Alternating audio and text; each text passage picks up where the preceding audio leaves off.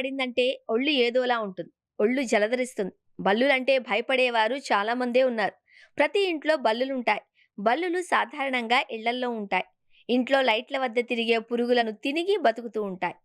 బల్లి గురించి చాలా అపోహలున్నాయి. ఇది విషపురుగు అని అంటే అది కరవదు కానీ అది ఇళ్లల్లో తిరుగుతుంటుంది కనుక అది ఏదేని ఆహార పదార్థాలలో పడితే దాన్ని తిన్నవారు మరణిస్తారు అని ప్రజలలో ఒక అపోహ ఉంది. అదేవిధంగా బల్లి మన శరీరంపై ఏ భాగాన పడితే దానికి ఫలితమేమిటి తెలుసుకునే బల్లి శాస్త్రము కూడా ఉంది.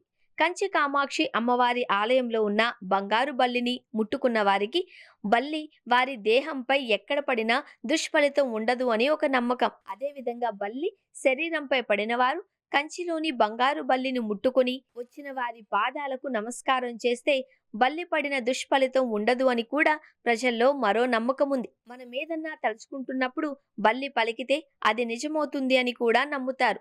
అది పలికినప్పుడు కృష్ణ కృష్ణ అని అంటారు. చాలా గుడుల గోడల మీద బల్లుల చిత్రాలు ఉన్నాయి. జ్యోతిష్య శాస్త్రం ప్రకారం మీ ఇంట్లో తూర్పు దిశ నుంచి బల్లి శబ్దం చేస్తూ రాహుగ్రహ ప్రభావం అని అర్థం చేసుకోవాలి. తూర్పు వైపు బల్లి శబ్దం చేస్తే అనూహ్య భయాలు, అశుభ వార్తలను ముందుగానే మనకు తెలియచేస్తున్నట్లు అర్థము అని జ్యోతిష్య నిపుణులు చెబుతున్నారు. బంగారు బల్లి అంటేనే తమిళనాడులోని కాంచీపురం కామాక్షి ఆలయం గుర్తుకొస్తుంది. అక్కడి ఆలయంలో బంగారు తొడుగులతో ఏర్పాటు చేసిన బల్లిని తాకితే సకల దోషాలు తొలగి పుణ్యం సిద్ధిస్తుంది అని భక్తుల విశ్వాసం. కంచి బంగారు వెండి బల్లి గురించి పురాణ గాథ ఏం చెబుతుంది? బంగారు వెండి బల్లుల యొక్క విశిష్టత ఏంటో తెలుసుకుందాం. బంగారు వెండి బల్లికి సంబంధించిన పురాణ గాథ ప్రకారం గౌతమ మహర్షి వద్ద ఇద్దరు శిష్యులు ఉండేవారు. నదీ తీరానికి వెళ్లి నీటిని తీసుకువచ్చే సమయంలో కుండలో బల్లి పడిన విషయాన్ని గుర్తించలేదు. కంచిలో బంగారు బల్లి వెండి బల్లి యొక్క విశిష్టత ఏంటి? అనంతరం దీన్ని చూసిన గౌతమ మహర్షి వారిని బల్లులుగా మారిపోమ్మని శపించాడు. శాప విముక్తి కోసం వారు ప్రార్థించగా కాంచీపురంలోని వరదరాజ పెరుమాళ్ ఆలయంలో లభిస్తుంది అని ఉపశమనం చెప్పాడు. దీంతో వారు పెరుమాళ్ ఆలయంలోనే బల్లుల రూపంలో ఉండి స్వామివారిని ప్రార్థించారు. కొన్నాళ్లకు వారికి విముక్తి కలిగి మోక్షం లభించింది. ఈ సమయంలో సూర్యచంద్రులు సాక్ష్యంగా ఉండడంతో బంగారు వెండి రూపంలో శిష్యుల శరీరాలు బొమ్మలుగా ఉండి భక్తులకు దోష నివారణ చేయమని ఆదేశిస్తాడు. బంగారు అంటే సూర్యుడు, వెండి అంటే చంద్రుడు అని కూడా అర్థం.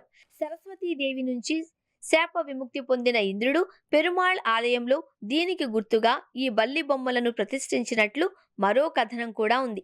బల్లి ఇంట తిరుగాడుతున్నప్పటికీ అది మీద పడితే దోషమనే విశ్వాసం ఎప్పటి నుండో మన ఆచారంలో ఉంది. అలా బల్లి పడినప్పుడు భయపడకుండా కంచి కామాక్షి ఆలయంలోని బల్లిని తలుచుకుని స్నానం చేసి ఇష్టదేవతారాధన చేయడం వల్ల ఆ దోషం పోతుంది అని చెప్పబడుతోంది.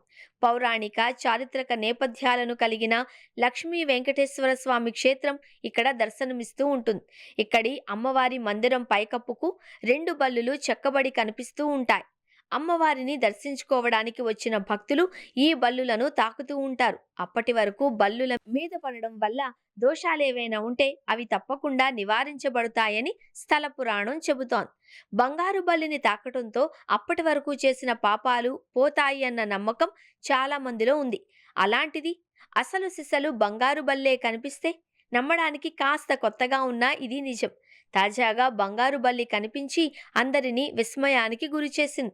చాలా అరుదుగా ఉండే బంగారు బల్లులు ఇంకా ఉన్నాయని, అవి కూడా ఎక్కడో కాదు మన శేషాచల అడవుల్లో అన్న విషయం తాజాగా బయటపడింది. అంతరించే జాతుల్లో ఒకటిగా చెప్పే బంగారు బల్లులు ఈ మధ్య కాలంలో కనిపించడం లేదు. అలాంటిది శివరాత్రి పర్వదినానికి ఒక రోజు ముందు శేషాచలం ఏడుకొండల్లో కనిపించింది. రాతి గుహలే ఆవాసం. బంగారు బల్లి శాస్త్రీయ నామం కాలోడక్టైలోడ్స్ అరీస్. ఇది రాత్రుల్లో సంచరించే నిశాచర జీవి. బంగారు వర్ణం పోలిన ముదురు పసుపు, లేత పసుపు రంగులో మెరిసినట్టు ఉంటుంది. ఇవి 150 నుంచి 180 మిల్లీమీటర్ల వరకు పొడవు పెరుగుతాయి. రాతి గుహలు వాటి నివాసానికి అనుకూలం. సూర్యరశ్మి పడని, వేడి తగలని ప్రదేశాలలో కనిపిస్తాయి. సాధారణంగా చీకటి పడ్డాక గుహల సందుల నుండి వెలికి వస్తాయి. అనుకూల వాతావరణంలో జనం చడి చప్పుడు లేనప్పుడు ఒక్కోసారి పగటిపూట బయటకొస్తాయి. ఇవి 40 నుంచి 50 గుడ్లు పెడతాయి. సాధారణ బల్లుల కంటే గట్టిగా వింతగా అరుస్తాయి. శేషాచల అడవిలో శ్రీవారి ఆలయానికి వెనుక 3 కిలోమీటర్ల దూరంలోని చక్రతీర్థం, 25 కిలోమీటర్ల దూరంలోని రుద్రగళ తీర్థం తదితర చల్లటి ప్రదేశాలలో మాత్రమే బంగారు బల్లి తరచూ కనిపించేది. అయితే ఇటీవల కొన్నాళ్లుగా కనిపించడం లేదు అని పరిశోధకులు చెబుతున్నారు.